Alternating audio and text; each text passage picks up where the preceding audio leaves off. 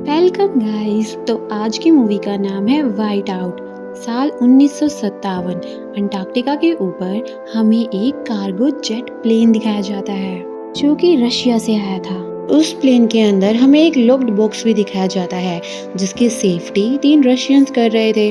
साथ ही उस प्लेन में 2 पायलट भी मौजूद थे। अभी एक पायलट प्लेन में पीछे आता है और उन रशियंस पर हमला करके उन्हें मार डालता है। अपनी सेफ्टी में वो तीनों रशियंस भी गोलियां चलाते हैं जो कि उन दोनों पायलट्स को जाकर लगती है, लेकिन वो रशियंस इतने ज़्यादा जख्मी हो चुके थे कि उन तीनों की भी मौत हो जाती है और इसी के साथ प्लेन में सब के सब मारे जाते हैं और वो प्लेन क्रैश हो जाता है। सीन शिफ्ट होते हैं प्रेजेंट टाइम में और हमें यूएस की फैसिलिटी दिखाई जाती है जो कि अंटार्कटिका के साउथ पोल में काम कर रही है। वहाँ पर यूएस की बहुत सारी टीम्स थी। हम काम करने वाली कैरी नाम की एक लड़की को देखते हैं जो कि एक डॉक्टर के पास जाती है क्योंकि ये 3 दिन में यहाँ से निकलने वाले थे, क्योंकि 3 दिन बाद अंटार्कटिका में भारी तूफान आने वाला था।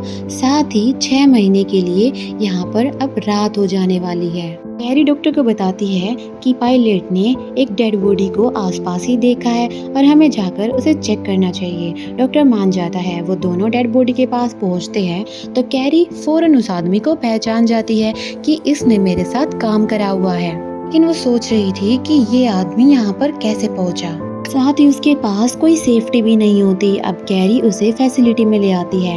डॉक्टर बताता है कि इसके शरीर पर कुल्हाड़ी से वार किया गया है जिससे इसकी मौत हुई है। साथ ही इसकी बॉडी पर कुछ स्टिचेस भी लगे हुए हैं जो कि किसी नौसिखिए ने लगाए थे। कैरी अब किसी भी हालत में पता लगाना चाहती है कि आखिर इसको किसने मारा है, लेकिन 3 दिन बाद यहाँ पर तूफान भी आने वाला है और लास्ट प्लेन 3 दिन बाद यहाँ से चला जाएगा। अगर कैरी उस प्लेन में नहीं जाती है तो वो 6 महीने के लिए यहीं पर फंस जाएगी। इसीलिए कैरी और डॉक्टर ये डिसाइड करते हैं कि वो इस बॉडी को अपने साथ यूएस ले जाएंगे और वहाँ जाकर ये बॉडी एफबीआई को सौंप देंगे और इसके बाद एफबीआई इस केस की खुद इन्वेस्टिगेशन करेगी। दरअसल ये जो बॉडी होती है ये एक साइंटिस्ट की होती है जो अपने 2 और साथियों के साथ इस आइलैंड पर मेटेरॉइड की स्टडी करने के लिए आया था, लेकिन इसकी जो बॉडी थी वो इसके कैंप से 2 किलोमीटर दूर पाई गई थी। जाहिर सी बात है इसको किसी ने मारा है। उसकी बॉडी पर कुल्हाड़ी के निशान भी थे। यहाँ कैरी के मन में कई सवाल उठते हैं, इसलिए वो रेडियो से उसके बाकी के साथियों के साथ कांटेक्ट करने की कोशिश करती हैं, जहाँ वो साथी रेडियो पर उसे कहता है कि अगर तुम्हें सच जानना है तो तुम्हें हमारे पास यहाँ आना होगा। वहाँ जाने की तैयारियां शुरू कर देती है, जिस पर डॉक्टर कहता है कि जो तूफान 10 घंटे बाद आने वाला है अब वो 10 घंटे पहले आएगा और तुम्हें शायद स्टेशन छोड़कर कहीं नहीं जाना चाहिए। लेकिन इस पर कैरी कहती है कि मेरे लिए अब सबसे जरूरी उस राज का पता लगाना है। कैरी अब पायलट के साथ उस जगह पर जाती है जहाँ की उस दूसरे साइंटिस्ट ने उसे बुलाया था और जैसे ही वो वहाँ जाकर देखती है तो उस कैंप के अंदर उस साइंटिस्ट को किसी ने मार डाला है और वो एक आदमी था जिसने अपना फेस कवर किया हुआ था और वो कुल्हाड़ी से कैरी पर भी हमला करता है। तो फौरन कैरी वहां से भागती है अपनी जान बचाकर। और बहुत तेज तूफान आ रहा था लेकिन फिर भी कैरी दूसरे कैंप में चली जाती है। वो कातिल भी उसका पीछा करता है और अंदर आने की कोशिश करता है, लेकिन कैरी दरवाजा बंद कर देती है। जल्दी जल्दी में उसकी 2 उंगलियां दरवाजे के बीच में आ गई और वो दर्द के मारे बेहोश हो गई। इसके बाद जब उसकी आंखें खुलती हैं तो उसके सामने पायलट था। पायलट उसे बताता है कि तुम बेहोश पड़ी थी इसलिए मैं तुम्हें यहाँ ले आया। उसे कैरी बताती है कि जिस काम के लिए हम यहाँ आए थे, जिस साइंटिस्ट से मिलने हम यहाँ आए थे, उसे तो किसी ने मार डाला है और उसके कातिल का मैं चेहरा तक नहीं देख पाई। दोनों उस आदमी को ढूंढने के लिए दोबारा से जाते हैं, लेकिन जैसे ही ये दरवाजा खोलते हैं तो बॉडी के पास कोई और शख्स खड़ा था। कैरी उस पर गन तान देती है। इस पर वो आदमी बताता है, मेरा नाम रॉबर्ट प्राइस है और मैं यूएन सिक्योरिटी एजेंट हूँ और मुझे इस केस के इन्वेस्टिगेशन के लिए यहाँ भेजा गया है और ये अंटार्कटिका का दूसरा मर्डर है और ना ही मैं इसे इंटरनेशनल इशू बनाना चाहता हूँ और इसे इन्वेस्टिगेट करने के लिए सबसे पहले हमें वहाँ जाना होगा जहाँ पहली बार ये तीनों आए थे।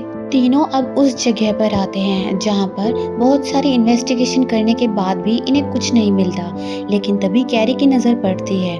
उसे दिखता है कि किसी ने बर्फ को खोदा है और दोबारा से ढक दिया है। वो समझ गई थी कि यहाँ पे कुछ न कुछ गलत तो ज़रूर हुआ है। इतनी देर में ही बर्फ नीचे धंसती है और कैरी अंदर एक टनल में गिर जाती है।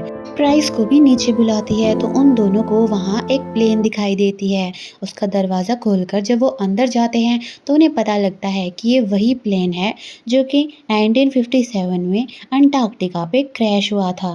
में कि लॉक्ड बॉक्स होता है और आज भी उनकी बॉडी यूं की यूं है, क्योंकि बहुत ज़्यादा बर्फ़ होने के कारण, टेम्परेचर कम होने के कारण उनकी बॉडी प्रिजर्व रहती है। साथ ही उन्हें वहाँ वो लॉक बॉक्स भी मिलता है जिसके ताले के टूटे हुए थे। तो सीधा सा मतलब ये था कि वो तीनों साइंटिस्ट यहाँ आए, उन्होंने इस लॉक बॉक्स को खोला, लेकिन उसके बाद से वो गायब है। इस पर प्राइस कहता है कि मैंने रेडियो पर किसी की बात सुनी थी जो कि इस बॉक्स के बारे में ही बातें कर रहे थे।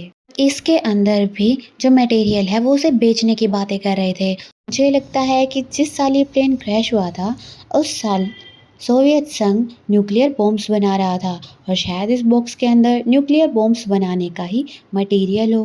और क्या पता ये मटेरियल गलत लोगों के हाथ लग जाए, और शायद लग भी गया हो। इसीलिए हमें जो कुछ भी करना है जल्द से जल्द करना होगा। इससे पहले कि ये बाहर निकलते बहुत सारी बर्फ अंदर धंस जाती है जिससे प्लेन का दरवाज़ा ब्लॉक हो जाता है और ये तीनों अब अंदर फंस चुके थे।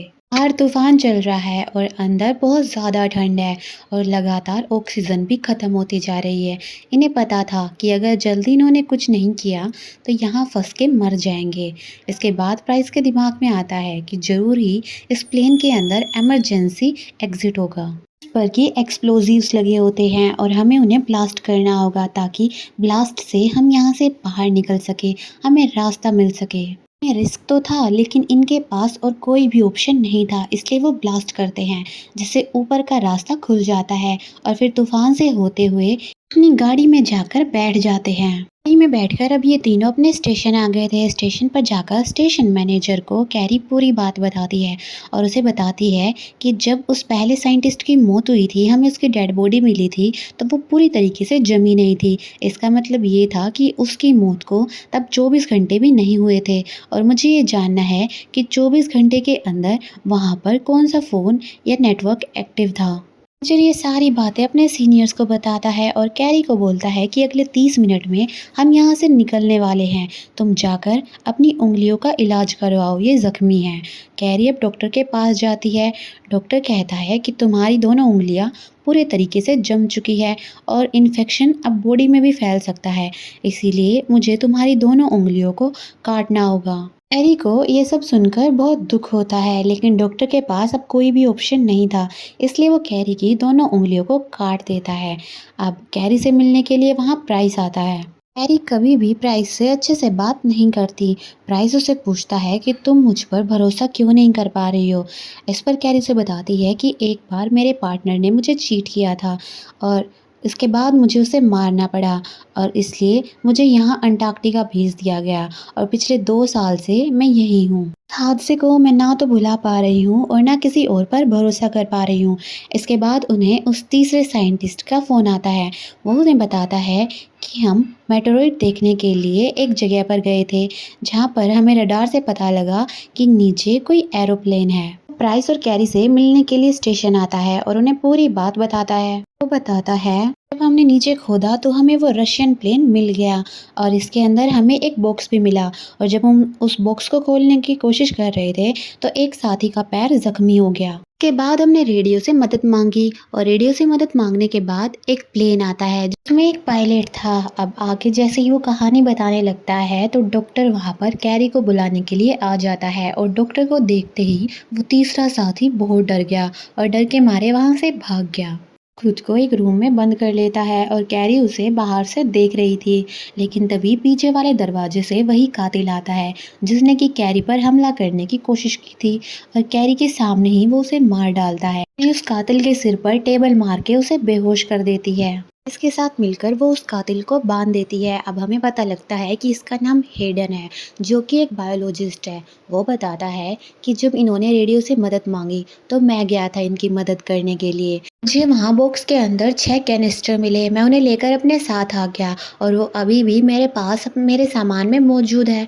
तभी वहाँ पर मैनेजर आ जाता है, जो उन लोगों को बताता है कि अगले 15 मिनट में प्लेन यहाँ से चला जाएगा, जिसे भी चलना हो वो चल सकता है।